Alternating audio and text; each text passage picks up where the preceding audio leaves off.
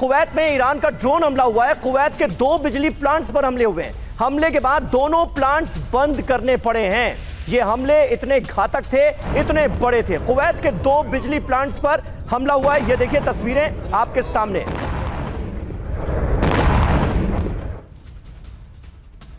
और कुवैत में ईरान का विध्वंसक अटैक हुआ है। कुवैत में पेट्रोलियम बिल्डिंग पर भी ईरान ने मिसाइल अटैक कर दिया। हमले के बाद इमारत में भयंकर आग लग गई। ये देखिए तस्वीरें। कुवैत में ईरान के एक और विध्वंसक अटैक की पेट्रोलियम बिल्डिंग को उड़ाने की कोशिश की गई है। बड़ा नुकसान हुआ है।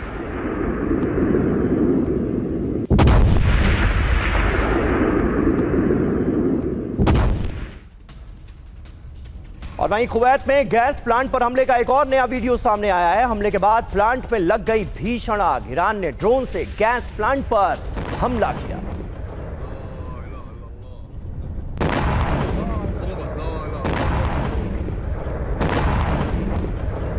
तो ये तस्वीरें आपको दिखा रहे हैं ईरान के छोटे छोटे ड्रोन कैसे बड़ी तबाही मचाने में कामयाब हो रहे हैं। ये तस्वीरें इसकी गवाह हैं। ये कुवैत का एक और गैस प्लांट जिसकी तस्वीरें हम आपको दिखा रहे हैं।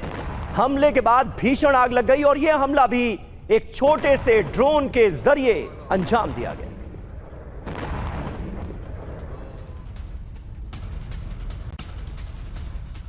और देखिए ताजा खबर यह है कि ईरान के बोयर अहमद प्रांत में हमला हो गया है। अमेरिका और इजराइल ने यहां पर भीषण अटैक किया है। हमले के बाद दहल गया पूरा इलाका, यानी दोनों तरफ से हमलों का सिलसिला जारी है। एक दूसरे पर घातक हमले किए जा रहे हैं।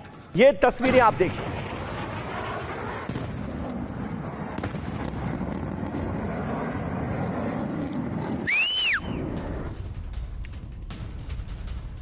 और इस वक्त एक और बड़ी खबर है। ईरान समेत अरब देशों में परमाणु विकिरण का खतरा। ईरान के बुशहर परमाणु प्लांट से पैदा हुआ खतरा।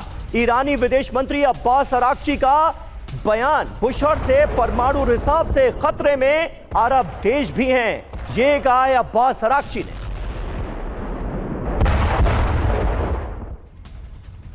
और वहीं रूस की परमाणु ऊर्जा कंपनी रोसेटॉम का दावा, बुशहर पावर प्लांट से 200 कर्मचारियों को निकाला गया। रूस की मदद से चलता है बुशहर परमाणु प्लांट। बुशहर प्लांट से बनाई जाती है बिजली। 4 अप्रैल को अमेरिका ने यहां बड़ा हमला किया था। और इस बीच ईरान की तरफ से IAEA को जानकारी दी गई है। बुशहर प्लांट पर हमले की जानकारी दी गई है ईरान की तरफ से। बुशहर परमाणु केंद्र पर हमले पर IAEA चीफ राफेल ग्रोसी का बयान आया है। परमाणु सेंटर पर नहीं होने चाहिए हमले, लेकिन सुन कौन रहा है? IAEA की तरफ से बार बार चेताया भी जा रहा है, रेडिएशन के खतरे को दुनिया को बताया भी जा रहा है, लेकिन हमले लगातार जारी हैं।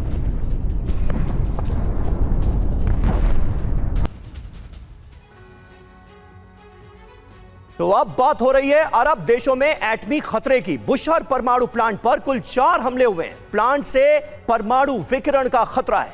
ईरान ने परमाणु चेतावनी जारी की है। पूरे अरब क्षेत्र में विकिरण का खतरा है। रेडिएशन फैलेगा तो अरब देश भी इसकी जद में आएंगे। बुशहर पर कब कब हमला हुआ है ये देखिए। 4 अप्रैल को यहां ड्रोन से हमला हुआ, 1 कर्मचारी की जान चली गई। 27 मार्च को ड्रोन अटैक हुआ, ईरान ने स्थिति बिगड़ने की चेतावनी दी। 24 मार्च को हमला हुआ, परिसर के अंदर पहुंचा ड्रोन, IAEA को तब भी सूचित किया गया। 17 मार्च को भी यहां पर हमला हुआ था, ड्रोन से ही अटैक किया गया। 350 मीटर दूर एक टावर नष्ट हो गया।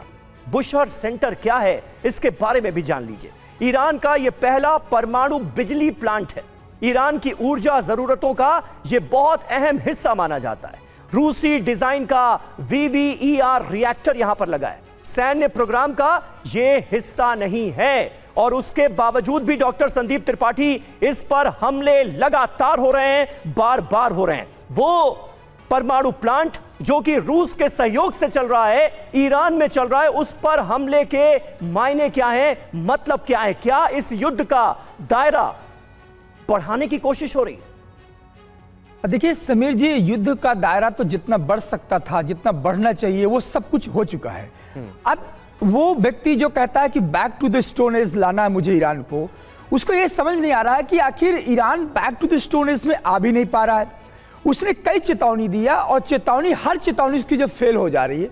और सबसे बड़ी बात तो यह कि जब एयर सुपीरियरिटी का जो दावा करने वाला अमेरिका का जो फाइटर जेट्स को ईरान ने मार गिराया, उसके बाद तो उसको समझ नहीं आया। उसने अभी आज ही की न्यूज ये कहता है कि अब हम न्यूक्लियर पावर प्लांट पर अटैक करेंगे। तो देखिए, जब आपके हर पैतरे फेल हो रहे हैं, आपने बार बार कहा कि स्टेट ऑफ हार्मुज को रिपोन कराते हैं, 48 घंटा का अभी भी मौका देता हूं। तो ये एक प्रॉब्लम क्या है कि एक तरफा जो सोच है ट्रंप की कि मैं यहां से जो एग्जीक्यूटिव ऑर्डर पास करूंगा वो पूरी दुनिया में लागू होगा, ये प्रैक्टिकली पॉसिबल नहीं ईरान ने साबित किया है अभी तक के इस पूरे टेंशन में। और सबसे बड़ी बात, अभी आपने बुशार न्यूक्लियर पावर प्लांट की बात की है और ये भी बताया कि ये रूस के सहयोग से संचालित होता है। तो देखिए, ये जो दौर है, इस दौर में मुझे लगता है कि सबसे बड़ा जो त्राहिमाम होने वाला है वो दुनिया का जो supply chain system, energy crisis.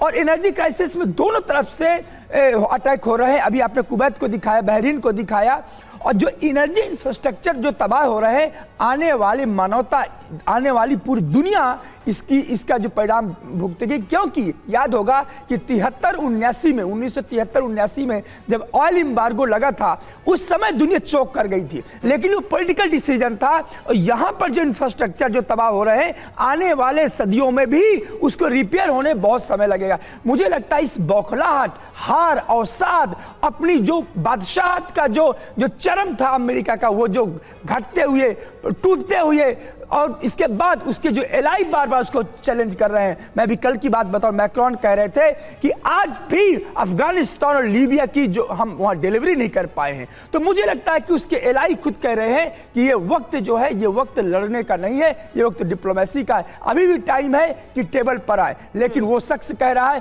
कि back to the stone age. तो सचमुच स्टोन एज आ चुका है, क्योंकि इसकी जो भयावह परिणति है आने वाले समय पर देखने को मिलेगी कि जिस प्रकार से राजस्थान पर अटैक किया गया, कतर पर अटैक किया गया, चारों तरफ एनर्जी इंफ्रास्ट्रक्चर को जो तबाह होते दिख रहे हैं, इसका असर पूरी दुनिया पर पड़ने वाला है। और यही वक्त है, यही सही वक्त है कि टेबल पर आने की बात होनी चाहिए, ना कि बिल्कुल। लेकिन इसके आसार तो दूर दूर तक नजर नहीं आ रहे हैं। तेल अवीव से मौजूद है हमारे सहयोगी मनीष झा। मनीष, इजराइल का क्या रुख है? क्योंकि अब सीधे सीधे तनाव को और ज्यादा बढ़ाने की कोशिश की जा रही है अमेरिका और इजराइल दोनों की तरफ से, और ऐसा लग रहा है कि इस बात को बिल्कुल नजरअंदाज कर दिया गया है कि दुनिया पर इसका क्या असर पड़ेगा। क्योंकि ईरान तो सीधे सीधे कह रहा है कि अगर रेडिएशन फैला तो इसकी चपेट में अरब देश भी आएंगे। उस परमाणु प्लांट पर हमला कर दिया जाता है जो कि रूस के सहयोग से चल रहा है। तो क्या इस जंग के दायरे को और ज्यादा बढ़ाने की कोशिश सीधे तौर पर नहीं हो रही? देखिए, इस जंग की सबसे बड़ी और चिंताजनक स्थिति यही है कि दोनों ही तरफ से दोनों देशों के न्यूक्लियर प्लांट को अटैक किया जा रहा है। ईरान की तरफ से इजराइल के डिमोना प्लांट पर अटैक किया जा रहा है, जहां पर कि ये कहा जा रहा है कि यहां पर 90 परमाणु हथियार हैं या उससे अधिक हैं। तो अब आप सोचिए कि जहां पर इतने परमाणु बम रखे हैं, अगर वहां पर कोई आकर मिसाइल गिरती है न्यूक्लियर रिएक्टर में या जहां पर बम है वहां पर, तो फिर तो इतनी बड़ी तबाही होगी कि केवल इजराइल छोड़ दीजिए, पूरा का पूरा मिडिल ईस्ट स्वाहा हो जाएगा। हिरोशिमा और नागासाकी तो लोग भूल ही जाएंगे। तो ये तो स्थिति है जब ईरान की तरफ से हमले इजराइल पर हो रहे हैं।